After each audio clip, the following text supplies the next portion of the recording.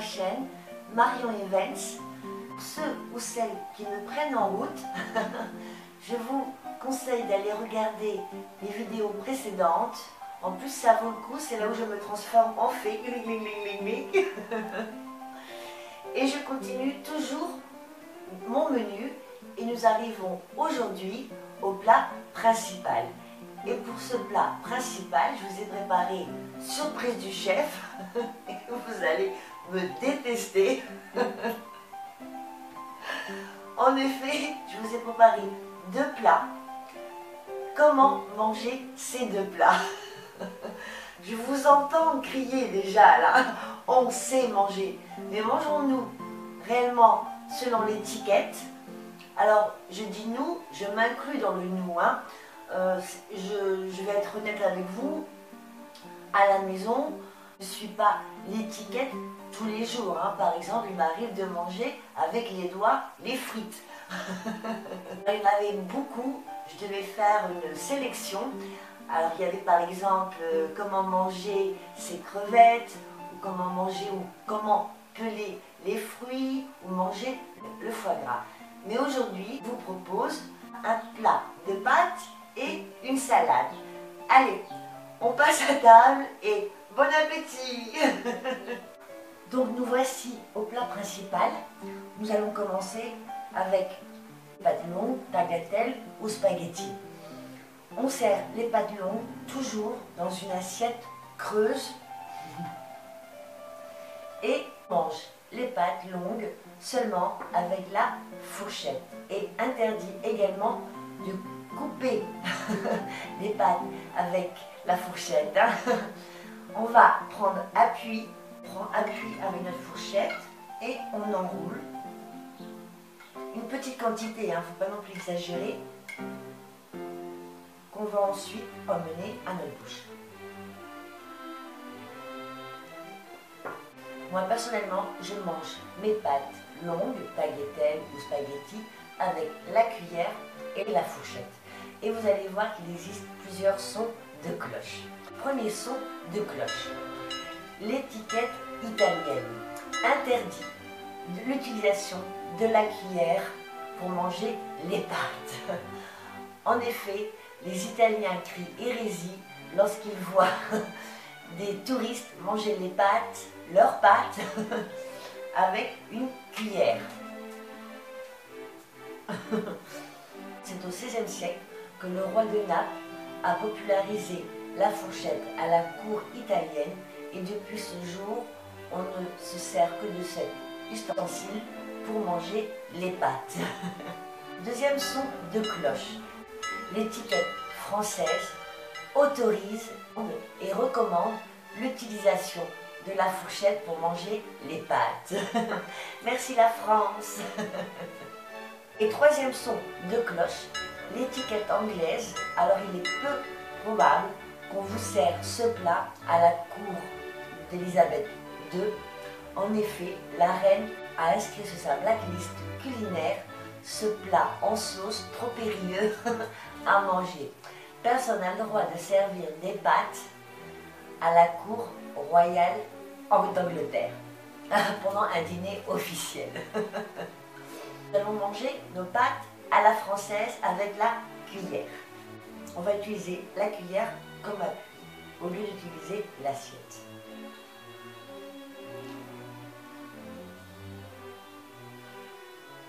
Et c'est le même principe, on enroule.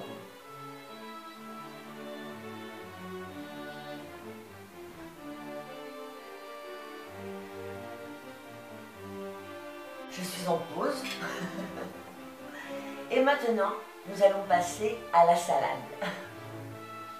Alors, selon les cultures, par exemple, en Espagne, on mange la salade en entrée pour ouvrir l'appétit, tout comme le fromage. En France, on sert la salade après le plat principal et avant le fromage.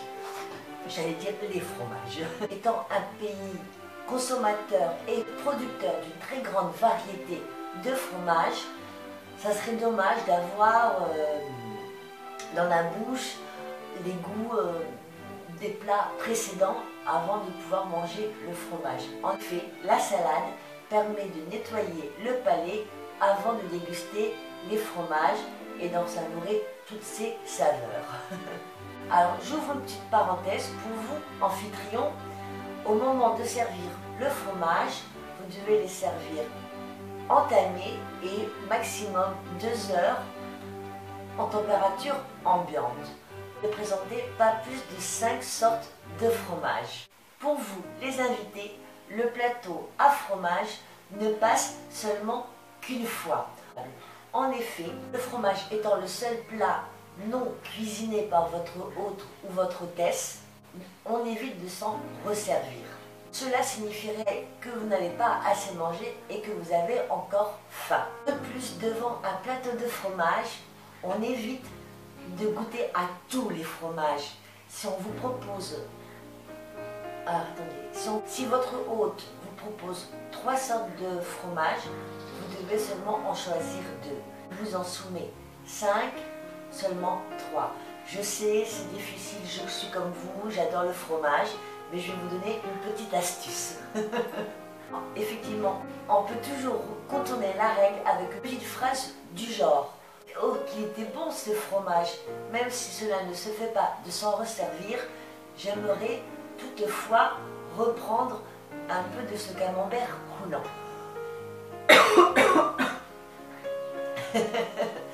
Le tout en société, c'est de montrer qu'on connaît les règles afin de pouvoir les contourner. Servez-vous de cette astuce, moi je m'en sers assez souvent. Aussi bien qu'en Espagne qu'en France, on ne mange sa salade seulement avec sa fourchette. Donc le couteau, on le retire. Non, je vais pas le retirer car j'en ai besoin tout à l'heure. Une explication très simple pour cette règle de savoir-vivre. La date du 18e, 19e siècle, plus ou moins, à l'époque où les couverts étaient fabriqués dans un métal qui s'oxyde, présence de vinaigre, plus cela pouvait provoquer un jus grisâtre, peu appétissant dans l'assiette. Et du coup, utiliser son couteau pour couper la salade était mal poli, car on abîmait le dit couvert. Alors, la salade était coupée en cuisine à la main, puis servie en petits morceaux dans l'assiette. Couper sa salade avec son couteau, cela signifiait que l'hôte ou l'hôtesse n'avait pas fait correctement son travail. Enfin, c'était pas vraiment l'hôte ou l'hôtesse à cette époque qui coupait la salade en cuisine, hein, c'était plutôt les cuisinières ou les cuisiniers. Mais bon, c'était mal vu. Et 2 siècles plus tard, bien que les couverts modernes sont désormais en inox, l'usage est resté. Donc, je vais manger ma salade.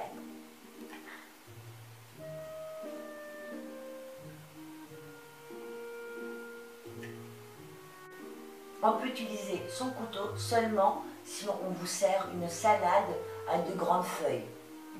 Et là, vous aidez à plier la feuille sur la fourchette.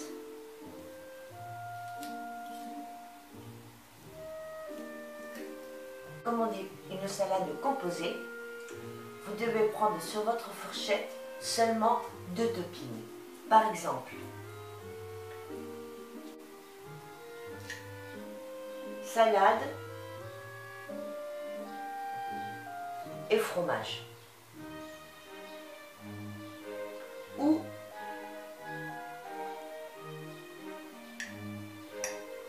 olive et fromage. Allez, une petite dernière. Salade et petits morceaux de jambon.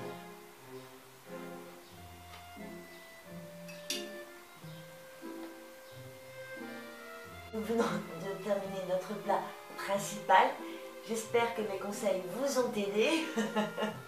Alors je vais être franche avec vous, j'avais peur que pendant la démonstration à manger les pâtes ou même la salade, j'avais de la sauce tomate qui m'éclabousse ou une feuille de salade coincée entre les dents.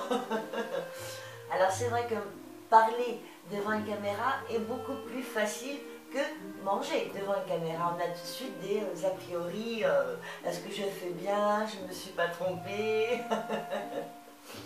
Vous avez vu au moment des pâtes, les chiens, pouf, ils étaient là. Hein. Pendant la salade, plus personne. Il y a beaucoup de plats que nous ne mangeons sûrement pas comme l'étiquette l'exige. Si vous souhaitez en savoir plus, faites-moi savoir dans vos commentaires, passez votre commande. Vous avez entendu dire bon appétit, mais en fait, cela ne se fait pas. Selon l'usage des bonnes manières, il ne faut jamais l'employer. La raison est simple et date du Moyen-Âge, à l'époque où on commence à considérer que manger n'est plus question de survie, mais également un art. Art de la table, certes, mais tout de même un art. En résumé, on ne mange plus pour des besoins physiologiques, mais également pour le plaisir. Et littéralement, dire bon appétit, cela signifie un bon déroulement gastrique. Alors on est vraiment loin des prémices du raffinement. Hein. Et si on venait à vous le dire, répondez tout simplement vous aussi ou merci. N'utilisez seulement bon appétit que dans un cadre intime ou familial. Il me reste encore à vous proposer le fromage, un assortiment de verre et le dessert perdu aux pommes et à la cannelle. Vous savez ce qu'il reste à faire, petit pouce en l'air, commentaire, abonnez-vous sur ma chaîne, partagez mes vidéos.